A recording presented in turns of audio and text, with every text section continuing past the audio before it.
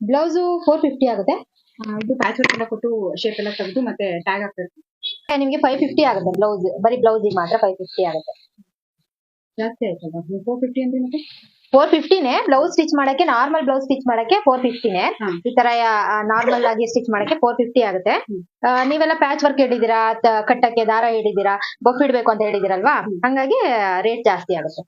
ಏನ್ ಅದೇ ಥ್ರೆಡ್ ಅಲ್ಲೇ ಮಾಡ್ತಾ ಇರ್ತೀರಾ, ಸ್ವಲ್ಪ ಪ್ಯಾಚ್ ವರ್ಕ್ ಕೊಟ್ಟು ಬಫ್ ಇಡೋದು ಅಷ್ಟೇ ತಾನೇ, ಅಷ್ಟಕ್ಕೆ 550. ಹೌದಪ್ಪ, ಅದೇ ಥ್ರೆಡ್ ಅಲ್ಲೇನೆ. ಈಗ ನಾವು ಈ ದಾರ ಮಾಡ್ಬೇಕು ಅಂದ್ರೆ ದಾರಕ್ಕೂ ಟೈಮ್ ತಗೊಳುತ್ತಲ್ವಾ, ಪ್ಯಾಚ್ ವರ್ಕ್ ಮಾಡ್ಬೇಕು ಅಂದ್ರೆ ಅದಕ್ಕೂ ಎಕ್ಸ್ಟ್ರಾ ಟೈಮ್ ತಗೊಳುತ್ತಲ್ವಾ, ಹಂಗಾಗಿ ಎಕ್ಸ್ಟ್ರಾ ಚಾರ್ಜ್ ಮಾಡ್ತೀವಿ. ಅದೇ ನೀವು ಹೋಟೆಲ್ಗೆ ಹೋಗ್ತೀರಾ, ಹೋಟೆಲ್ಗೆ ಹೋದಾಗ ದೋಸೆನಲ್ಲಿ ನಾನಾ ತರದ ದೋಸೆಗಳಿರುತ್ತಲ್ವಾ, ಪ್ಲೇನ್ ದೋಸೆ, ಮಸಾಲೆ ದೋಸೆ, ಆನಿಯನ್ ದೋಸೆ ಅಂತ ಹೇಳಿ, ಅದಕ್ಕೆಲ್ಲ ಎಕ್ಸ್ಟ್ರಾ ಚಾರ್ಜಸ್ ಇರುತ್ತೆ. ಅಲ್ಲಿ ಮಾತ್ರ ನೀವು ಎಕ್ಸ್ಟ್ರಾ ಚಾರ್ಜ್ ಅವ್ರು ಎಷ್ಟು ಹೇಳ್ತಾರೆ ಅಷ್ಟನ್ನು ಕೊಟ್ಟು ಬರ್ತೀರಾ. ಅದೇ ನಮ್ಮ ಹತ್ರ ಯಾಕೆ ಅದೇ ಥ್ರೆಡ್ ಅಲ್ವಾ, ಸ್ವಲ್ಪ ಥ್ರೆಡ್ ಅದ್ರಲ್ಲೇ ಹೊಲಿರಿ ಅಂತೀರಾ. ಅದಕ್ಕೆ ಎಲ್ಲ ಟೈಮ್ ತಗೊಳುತ್ತೆ ತಾನೇ.